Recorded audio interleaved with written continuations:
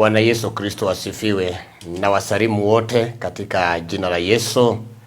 Niko siku ya leo kuweza kusema na roho yako, nami nataka Mungu naye akaniongeleshe ili nafasi ambayo tumepata mwaka huu na siku ya leo ikawe siku ya baraka ambayo Bwana ameweza akaiandaa siku ya leo, kwa sababu ninajua kwamba hii dunia tunapenda sana kuishi, tunapenda sana kusikia mambo yake, lakini siku ya leo ni vizuri pia kupatia Mungu nafasi. Chochote unachofanya, wewe unayenitazama, wewe ambao unanisikiliza, leo ni siku nyingine ambayo huwa nafurahia sana, kwa sababu Mungu amekubakisha uweze ukatubu, uweze ukafanya mambo makubwa kama yale Bwana atakavyokuwezesha siku ya leo. Hii dunia, ninajua kuna mtu mmoja ambaye alikuwa na msichana wake, na hiyo hadithi inanifurahisha sana kwa sababu dunia si mzuri sana kuishikilia. Kuna mtu mmoja alikuwa na msichana wake na alipenda sana kumuoza, lakini akaambia mvulana mwenye ataweza kumuoza ni yule atashika pembe. Huyo mzee alikuwa na ng'ombe na walikuwa na pembe, lakini akaambia yule kijana atakayeoza msichana wake, kama hii dunia venye watu wanapenda kugoja goja, usigoja goje, nenda kwa Yesu. Usigoja goje, jitoe, nenda kwa Yesu. Naona ya kwamba yule mzee akaambia wavulana, yule nataka kuwa msichana wangu, wewe nataka ng'ombe wako kwa zizi, wewe kazi yako ni kushika pembe. Ile itakayokuja wewe shika pembe na uende naye. Wacha ng'ombe akaanza kuja. Ng'ombe wa kwanza akakuja na pembe kubwa sana. Yule kijana akasema, hii pembe nikishika itaniua, afadhali niwachane na huyu msichana. Akasema wacha nishike wa pili, maana aliambiwa ng'ombe ni watatu. Akasema wacha nishike wa pili, labda huyo ndio nitawezana naye. Huyo mzee akamwambia basi uko na ruhusa ya kushika wa pili. Wa pili alipokuja akuja na pembe kubwa kuliko yule wa kwanza. Akasema hapana, sasa huyu nikishika ataniua. Akasema wacha ningoje watatu. Hata siku ya leo najua watu wakiambiwa waende kanisa wanasema goja kwanza. Wakiambiwa aache mambo mabaya wanasema goja kwanza, niko na nafasi, niko na miaka. Ninajua kwamba hata nawe umeshaambiwa labda uache dhambi, uokoke, uende kanisani, lakini unasema bado nina muda, labda nataka kuolewa, nataka kuoa. Lakini sikia, yule kijana akasema ya kwamba nagoja watatu. Lakini yule watatu walipokuja, sasa shida ni kuwa alipokuja hakuwa na pembe, na alikuwa ameambiwa asike pembe. Nilikuwa nachekelea ule mzee nikimwambia kwamba mbona uliwacha wa mwisho awe hana pembe na ulikuwa umeambia kijana asike pembe? Nikamwambia akaniambia kwamba ni kwa sababu watu duniani wanapenda mambo ya baadaye, hawataki mambo ya sahi, hawataki kugeuka. Na ndipo sasa angeshika wa kwanza, labda ile pembe ilikuwa ya plastic, angeshika wa pili, labda hiyo pembe ingeng'oka. Lakini sasa akagoja watatu wakati ng'ombe alitokea hakuwa na pembe. Kwa hivyo hakuwa na nafasi ya kuoa, kwa sababu yule mnyama alikuwa hana pembe, na alikuwa ameambiwa sheria ni kushika pembe. Kwa hivyo siku ya leo shika pembe. Siku ya leo, hii mwezi usigoje ishe ya kwamba hujaenda kanisani. Usigoje hii mwezi uishe kabla hujaamua. Usigoje hii mwaka kuisha. Hii ndio mwaka wako. Usije ukagoja alafu pembe hakuna, kwa sababu wewe magonjwa ambayo inakuteza ni kwa sababu uligoja kushika ng'ombe yenye hakuwa na pembe. Na hata nawe siku ya leo ninafurahia jambo hilo, kwa sababu hata wewe utajifunza na mimi nitajifunza ya kwamba unapoitwa na Bwana, unapoambiwa jiingize katika roho wa Mungu, ingia pamoja pale na utakuwa kubarikiwa. Kwa hivyo najua kwamba kutoka siku ya leo ukiambiwa ya Mungu utaweka mbele, kwa sababu watu wapendi kuweka mambo mbele ya Mungu. Na siku ya leo utakosa kuweka mambo ya Mungu, ukute kwamba ile ulikuwa unagojea, kama ule kijana angeoa msichana lakini akakuta sasa yule ng'ombe anaenda kushika sasa hana pembe. Wewe sijui kama unagoja nani, unagoja nini ili masaa iende, ama ile siku ziende, ama muda utembee. Usije ukakosa na utakuja kulia baadaye. Nataka niweze nikaomba ili Baba tukaweza kuonekana mbele zake kulingana na kazi ambayo Bwana ameweza akatupatia siku ya leo. Wacha niweze nikaomba. Baba, katika jina la Yesu Kristo ninakushukuru kwa sababu ya siku na mchana wa leo. Ninasema ni asante Baba kwa nafasi ambayo umeweza ukatupatia Bwana, tukaweza tukajumuika pamoja nawe. Roho wako Mtakatifu na malaika toka mbinguni ako pamoja na huyo msikilizaji na mtazamaji. Tazama nami unanipa nguvu siku ya leo ya kuweza kusimama na neno lako, maana wewe ndio mwanzilishi na mkamilishaji wa kila jambo. Tusaidie kuamua wakati ambao unaofaa, ili Baba Yesu Kristo usije ukatuacha, bali utukufu wa Bwana Baba ukaonekane. Baba, tazama, ninakuomba Yesu Kristo ukaendelea pamoja nami. Uinuliwe Baba na upewe sifa, na ni katika jina Kristo aliye mkombozi Baba naomba na kuamini.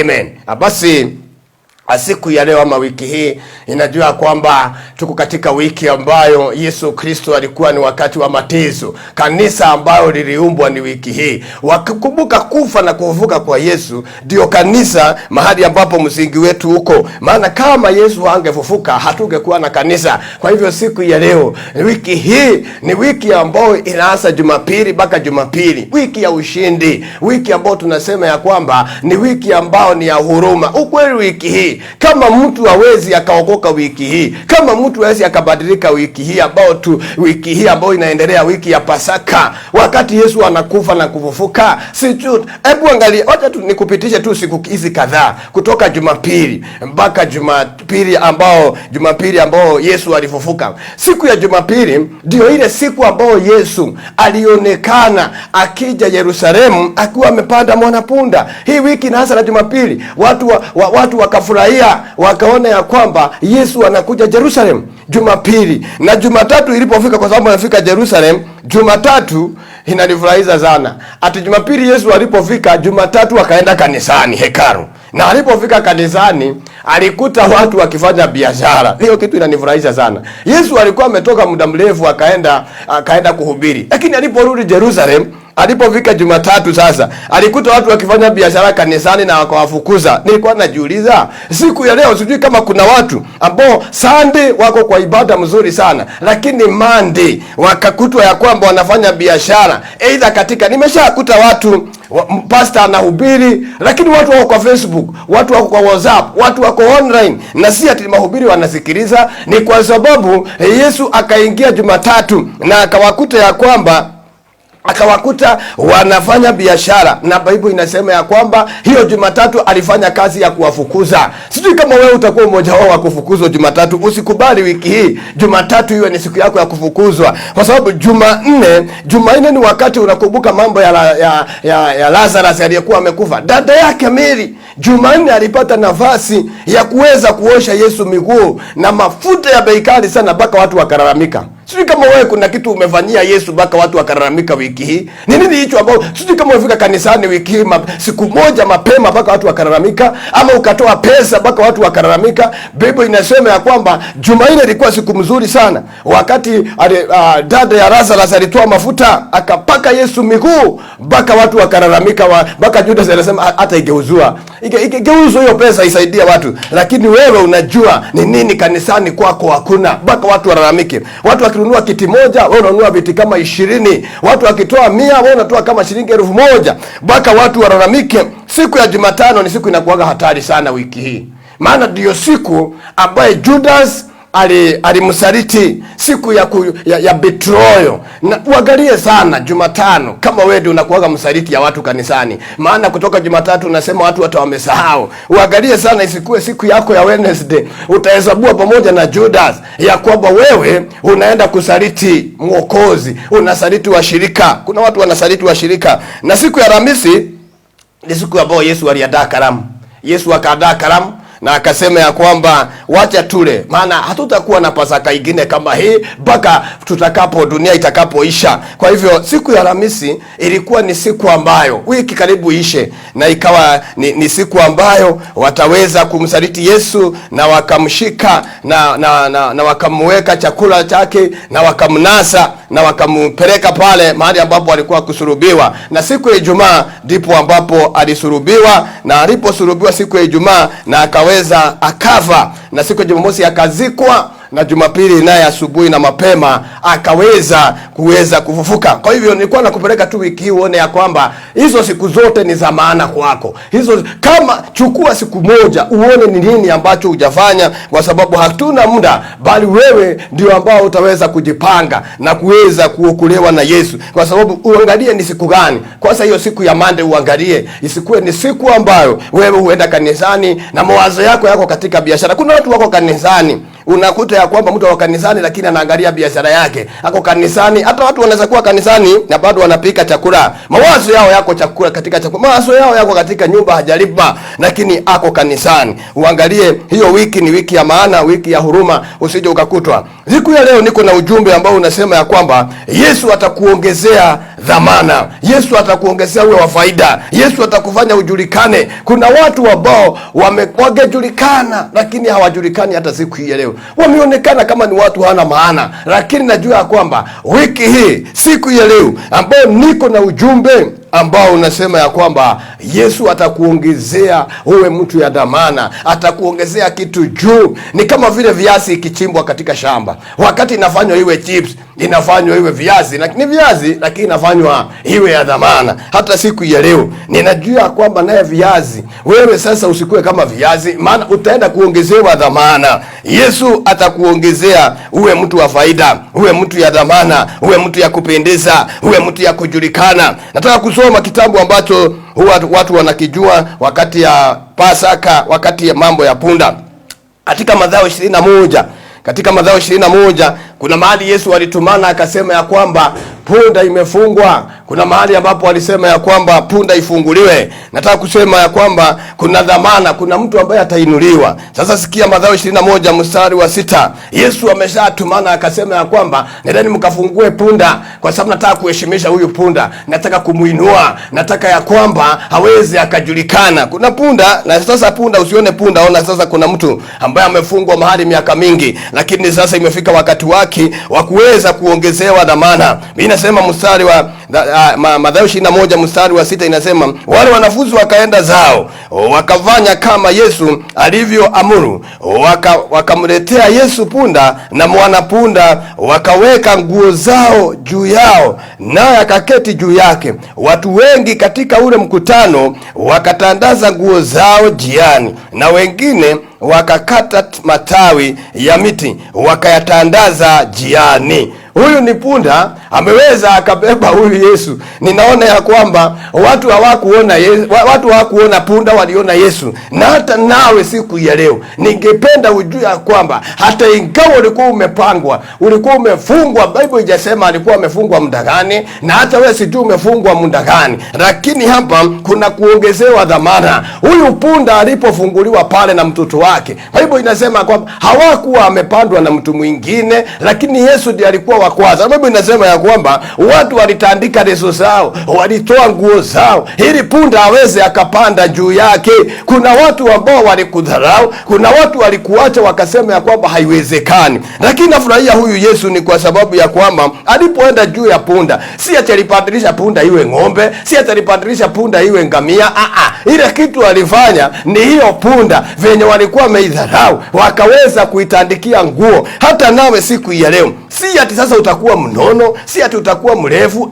Jambo lililoko ni kuheshimika. Kama ni kazini watakutambua, kama ni jambo lolote ambalo ulikuwa unafanya, kama ni familia yenu. Labda kuna watu ambao hata familia yao watu hawapendi, lakini siku ya leo Biblia inasema ya kwamba Yesu alipofungua ule punda na akapanda juu, alimuongezea dhamana. Punda ni ule ule tu, hakubadilisha hati yao yakijisaidia kwa nyumba, aliendelea kujisaidia nje. Hakubadilisha hao yakikula mkate, punda aliendelea kula nyasi, lakini akawa ni mtu ya punda, akaheshimika sana. Hata siku ya leo na wewe nataka ukaweza ukaongezewa dhamana, kwa sababu nakuona venye umelia. Sina kuona wewe venye umesoma, uko na certificate zako, lakini bado mpaka saa hii haujapata kazi. Naona wewe umeolewa, umeoa na hujapata mtoto mpaka saa hii. Naona ya kwamba Yesu atapanda juu yako. Hii ndio mwezi, hii ndio wiki ambao ukiamini Yesu anaenda kupanda juu yako, na akisha panda juu yako watu watasema na kweli tumeona. Wewe ambao ulitarajia kuoa na kuolewa, wewe ambao ulitarajia kufungua biashara, sasa si wakati wako. Yesu anaenda, utaonekana utakuwa mrembo. Kuna watu wameshatafuta wachumba, unakuta ya kwamba wakati mmoja inaita mpaka confusion, ajui achague nani, hajui kama ni biashara, pesa zimekuja, alikuwa anatafuta 5,000 sasa amepata 20,000, hajui atafungue biashara wapi. Huyu mtu ambaye alikuwa mgonjwa, sasa hajui sasa kumefanyika nini, hagonjiki sasa, kwa sababu imefika wakati wa kuinuliwa, wakati ambapo anaenda kutengeneza, kuongezewa faida na kuwa na dhamana. Niko na mtu mwingine hapa ambaye katika kitabu cha Samueli ataongezewa dhamana. Kuna mtu ambaye anaongezewa dhamana katika kitabu cha Samueli. Tukiangalia kitabu cha Samueli, kwa sababu kuongezewa dhamana ni kitu ya maana sana. Wewe vile watu wanakujua, kumbe wewe sio hivyo ulivyo. Kuna vile Yesu anapanga maisha yako. Kuna vile Yesu anakujua. Kuna vile Yesu anakufahamu ya kwamba ikifika wiki hii kama utaamini, vile watu wanakujua, hautamalizia hivyo wiki hii na hautamaliza hivyo mwezi huu. Katika Samueli wa kwanza 17, Samueli wa kwanza 17 mstari wa 26. Hii ni mtu ambaye tunampenda sana, anaitwa Daudi.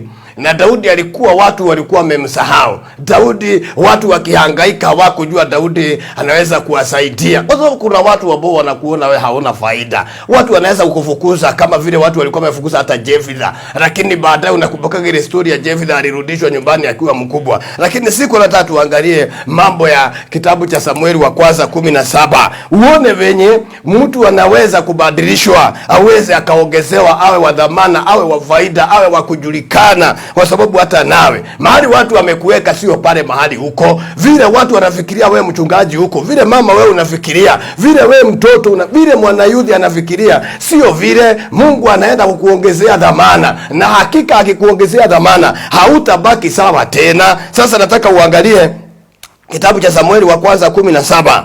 Kuna wakati kuna mtu mmoja alikuwa anaitwa Goliathi. Umesikia hiyo story yake sana. Goliathi alikuwa mtu ambaye alikuwa anafanya aibu, alikuwa anahaibisha wana wa Israeli. Maana siku 40 kila siku akitokea ni kuatuzi, kila siku ikifika ni kuatuzi. Lakini siku moja Daudi akajua hii ni nini nasubuaga watu. Sijui nini nasubuaga watu. Hapa naweza kupata heshima ndani yake. Hapa Yesu anaweza kuniongezea dhamana. Hata kama watu wanitambui, hata kama mimi nakulaga chakula yenye ni baridi, kwa sababu alikuwa anafanya kazi ya kujunga, tunajua hiyo story. Lakini inaweza kuwa imefika wakati wa kuinuliwa. Inaweza. Sasa sikia maneno hapa. Samueli wa kwanza 17, sikia mstari wa 26. Wakati Daudi alipoenda pale, akasikia watu sasa ni vita, sasa ndio imechacha na madugu zake wako pale, lakini na yeye ameleta kuwaletea chakula. Daudi akafika pale, mstari wa 26. Daudi akaongea na watu waliosimama karibu akisema, je, atafanywaje atakaye muua Mfilisti huyu na kuwaondolea Israeli aibu hii? Maana Mfilisti huyu asiyetahiriwa ni nani hata awatukane majeshi ya Mungu aliye hai? Nao watu wakamjibu vivyo hivyo akisema, ndivyo atakavyofanyiwa mtu yule atakayemuua. Kwa hivyo kulikuwa na agano lilikuwa imetolewa. Mfalme alikuwa amehangaika, Sauli alikuwa amehangaika sana, akasema yule mtu atamuondoa. Kuna ahadi nimetoa, tafadhali. Nimeshasikia mwizi ama muuaji katika nchi, watu wakisema, serikali inasema tukipata huyo, yule atakayempata kuna pesa fulani imetengwa. Naye huyu Daudi akasikia, akauliza. Yeye shida yake ilikuwa kuuliza tu, kwa sababu ndugu zangu wakubwa wako hapa na hawaongei. Na kwanza alienda kuuliza, akamwambia wewe uko na kielele sana, hebu rudi. Kuna watu wako na kielele. Lakini sasa mimi nasema kwamba Daudi akauliza, huyu mtu ambaye atakayeua hii kitu atafanywaje? Watu wakamwambia tayari imeshasemwa. Hebu sikia mstari wa 25. Inasema watu wa Israeli wakasema, je, mumemuona mtu huyu aliyepanda huko? Hakika ametokea ili awatukane Israeli. Basi itakuwa mtu yule atamuua, mfalme atamtajirisha kwa utajiri mwingi, naye atamuoza binti yake na kufanya mbali ya baba yake kuwa huru katika Israeli. Sasa hivyo watu wakarudia hiyo mstari wa 25 ati ya kwamba yule atakayemuua bila shaka mambo imetayarishwa kwamba ataoa binti, familia yao watakuwa huru, hawatafanya kazi, watakuwa ikula kwa mfalme. Na hata nafurahia siku ya leo, ikiwa wewe utaua Goliathi, kuna heshima unaenda kuna kuinuliwa, unaenda yani kuna kuongezewa dhamana. Daudi basi akasema haina shida, kama hilo ndio jambo, akajua huyu ninaoa sasa huyu msichana. Mstari wa 49 inasema hivi, mstari hiyo Samueli wa kwanza 17 mstari wa 49 inasema, Daudi akatia mkono wake mfukoni, akatoa humo jiwe moja, akalitupa kwa kombeo lake, akampiga Mfilisti katika kipaji cha uso. Jiwe hilo likamuingilia kipajini, akaanguka chini kifudifudi. Sasa sikia sasa hii maneno. Mambo ilikuwa rahisi sana. Daudi akajua hii ni wokovu. Unajua kuna mchezo unaweza kwenda pale kuangalia mchezo uone hii hakuna mashindano hapa. Hii ni kama imeisha. Hii ni kama imeisha. Sasa ukienda hapo mbele katika Samueli wa kwanza 18, mstari wa 19 na 20, unasikia kwamba yule kwa sababu alipopelekewa Sauli alipopelekewa yule Daudi alisema ya kwamba siwezi nikageuka. Vile tu nilikuwa nimesema ni hivyo. Mpatieni firstborn huyo msichana. Chukua huyo firstborn. Apewe huyo msichana. Hata siku ya leo wewe ambaye ulikuwa haujiwezi, kupitia kwa maombi yako, kupitia kwa vile utakavyoelewa Yesu, utapewa ile kitu ambao watu wengine hawangepata. Haungeweza kuwa msichana mfalme. Haikuwa kazi rahisi, lakini Bible inasema ya kwamba akaambiwa Sauli akamwambia mpeni. In fact Bible inasema kwamba mpatieni, mpee huyo firstborn. Lakini mstari wa 20 inasema hivi: Walakini Mikali binti Sauli alimpenda Daudi, watu wakamwambia Sauli na neno hilo likampendeza. Kwa hivyo hata kama alitaka kupeana firstborn, Daudi hakuchukua huyo firstborn, hakuwa ndio bibi yake. Sasa maana baadhi ya daughters, baadhi ya watoto wasichana wa Sauli, Mikali alikuwa pale na akasema ya kwamba mimi ndio napenda Daudi. Huyo ambaye anaua Goliath, ule mtu ambaye ametuheshimisha ni yeye. Kwa hivyo unaona ya kwamba hata kama hakuwa amependeka, lakini unaona ya kwamba hata si firstborn. Sasa kuna mwingine huko ndani anampenda yeye, akawa ya kwamba ataongezewa dhamana. Yule Daudi ambaye hakuwa amependeza anapendeza sasa, mpaka anapendwa na watoto sasa wa hapo. Sikia sasa kitabu cha Job. Ayubu naye, Ayubu 42. Yaani Mungu anakuheshimisha. Ayubu tunajua hadithi yake venye aliteseka mali yake ikaisha. Lakini sikia hapa maneno. Ayubu 42. Baada ya kuteseka, kumbe Mungu kuna kitu amekuachia ya kukuja kukuongezea dhamana. Kwa hiyo watu walikudharau. Sikia mstari wa 10, Biblia inasema ya kwamba Ayubu 42 mstari wa 10. Kisha Bwana akaugeuza uteka wa Ayubu hapo alipomuombea rafiki zake. Bwana naye akampa Ayubu mara 2 kuliko hayo aliyokuwa nayo kwanza. Kwa hivyo unaangalia kwamba Ayubu sasa vile alivyokuwa ameteseka, vile hakuwa na mali, vile mali yake ilikuwa imeisha, Bible inasema ya kwamba akageuza ile mambo ambayo ilikuwa ni aibu, akamuinua juu. In fact watu walikuwa nakuja kuangalia, huu ni Ayubu mwenye alikuwa mgonjwa, huu ni Ayubu mwenye hakuwa hata na ngamia hata moja. Hata nawe watu watafanya hivyo tu, maana Yesu anaenda kuongezea dhamana. Kuna mambo ambayo hata kama walikuacha huko ukabaki nyuma, usijali. Kuna watu wanasema tulisoma na ule tulifanya nini tukawachwa nyuma. Usijali, hata siku ya leo hakuna kubaki umembaki, maana huyu Ayubu inasema ya kwamba akaongezewa mali. Kuna mdhamana ambao Yesu Kristo ana time. Ufike tu mahali fulani aweze akakuongezea. Kuna kitabu kingine ambacho singetaka kuacha kusoma. Kitabu cha Samueli. Tukirudi hapo Samueli, kuna kitabu pia napenda pia tusikie mambo yake, kwa sababu hii ni wiki ambayo ningependa uongezewe dhamani. Najua kwamba watu walikuacha, lakini usijali. Siku ya leo Samueli wa kwanza 16, narudi pale Samueli wa kwanza 16 mstari wa 11 na 12. Samueli wa kwanza 16 mstari wa 11. Sikia sasa. Sasa huyu ni Samueli, ni nabii, ametumwa aende aka anoint ama akafanye mtu pale kwa upako. Lakini Biblia inasema kwamba watoto wakaletwa wote wa Jesse, lakini hawakupatikana hata mmoja. Kwa sababu yule alikuwa ongezewe dhamana, sio wale walikuwa pale mbele. Vile unafikiria watu watainuliwa, sio wale ambao unafikiria ni hawa, sio hao, ni wewe ukiamini. Sasa sikia mstari wa 11, Bible inasema kisha Samueli akamwambia Yese, watoto wako wote wapo hapa. Naye akasema amesalia mdogo wao, na tazama anawachunga kondoo. Basi Samueli akamwambia Yese, tuma watu wamlete, kwa sababu hatutaketi hata atakapokuja huku.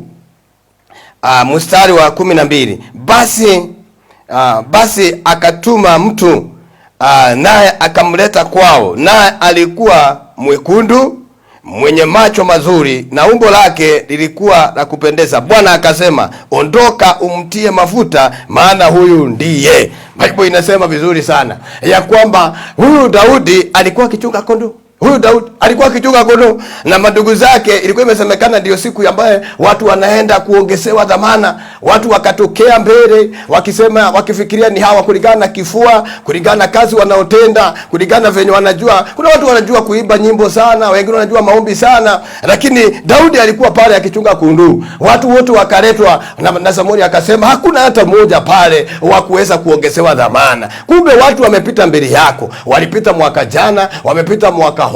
Umeona hapo kumefanyika harusi kwa hiyo boma, umeona hapo watoto wameenda ng'ambo, yule ameingia university, kwa hakuna kitu imefanyika, wamekupita. Lakini siku ya leo sasa wewe ndio wakati wako. Daudi ule mtumishi wa Mungu akasema watoto wako wameisha. Na hata siku ya leo wanauliza, je, hakuna mtu mwingine amebaki katika hiyo kijiji, katika hiyo plot unaishi, katika hiyo familia yenu? Biblia inasema ya kwamba Samueli akamwambia, yese, vijana wako wameisha wote.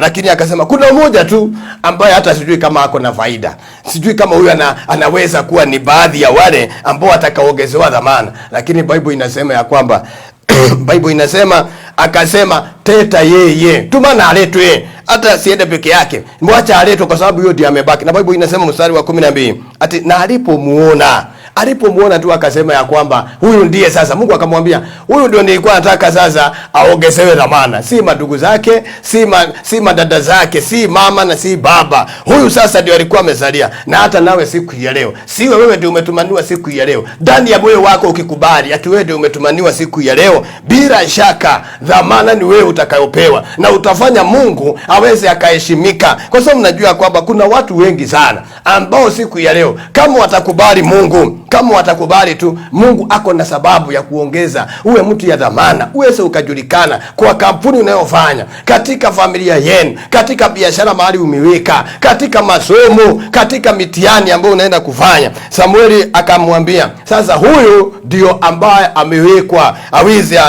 akainuliwa. Katika kitabu cha mwisho ambao nataka kuleta, kitabu cha Danieli, kwa sababu kuna ile kuheshimika, kuna ile kuinuliwa. Sasa kuinuliwa, Danieli 3 mstari wa 29, utakuta ya kwamba alipoingia mahali pale Danieli katika moto, Biblia inasema ya kwamba Nebukadneza akanena akasema, na aimidiwe Mungu wa Shadraka na Meshaki na Abednego, aliyetuma malaika wake akawaokoa watumishi wake waliomwamini, kwa sababu aliona ya kwamba hawajaungua, kila kitu imekuwa sawa. Kwa hivyo siku ya leo mimi na wewe, wacha uongezewe dhamana. Mungu wa Danieli, Mungu Shadraka, Meshaki na Abednego akawa kuinuliwa. Nami siku ya leo ninajua kwamba hautabaki sawa tena. Wacha Mungu akuongezee dhamana, sio vile ulianza bali ni vile utakavyomalizia. Nataka kufika hapo kwa siku ya leo. Najua kwamba Mungu amekubariki wewe ambao umekuwa nami katika kusikiliza na katika kutazama. Najua kwamba kila wakati tunapokutana na wewe katika hali ya television, najua kwamba Mungu anakusaidia. Kwa hivyo leo wewe unaweza kuwa uko pale hauna dhamana, rudia maneno haya nyuma yangu, kwa sababu Mungu atakuinua. Rudia maneno haya nyuma yangu na kwa Mungu atakusaidia. Sema, Bwana Yesu, naja kwako. Mimi ni mwenye dhambi. Ondoa jina langu kwenye kitabu cha mauti. Andika jina langu kwenye kitabu cha wokovu, kwenye kitabu cha uzima. Kutoka siku ya leo nimeokoka na nimeamini. Amen. Basi wewe ambao umeokoka siku ya leo, umekubali mahali ulipo, amini ya kwamba Yesu ataenda kukuweka dhamana kutoka siku ya leo, na uweze ukatafuta kanisa ambalo linahubiri Kristo na kwenda mbinguni na kuacha na kutekemea dhambi. Na najua kwamba Mungu atakubariki. Naitwa James Muigai, nimeokoka, Kristo ni Bwana, na hubiri kanisa la Edited Revival Ministry, niko Nakuru, na najua kwamba nitakutana na wewe wakati mwingine, kwa sababu niko katika hii city na mahali ambapo tunakufikia. Mungu akubariki na akutende wema. Tutakutana tena next time. Asante na Mungu akubariki. Amen.